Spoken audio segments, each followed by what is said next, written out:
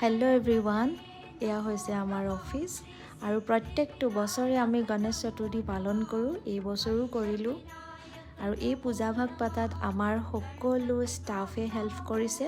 আমি গোটেইখিনিয়ে ধুনীয়াকৈ মিলি জুলি পূজাভাগ কৰিলোঁ, আশীৰ্বাদ ল'লোঁ ভগৱানৰ ওচৰত। আৰু এই আমাৰ ষ্টাফ সকলোৱে বিজি হৈ আছে নিজৰ নিজৰ কামত। আৰু এটাই খুব বেছি ভাল লাগে, আমাৰ 80% ষ্টাফ অসমৰ হয়। আমাৰ লগত যিহেতু আমাৰ অসমৰ মানুহ জড়িত হৈ আছে, সেইকাৰণে খুব বেছি ভাল লাগে। 20% ষ্টাফ আমাৰ আউটাৰ ষ্টেটৰো আছে।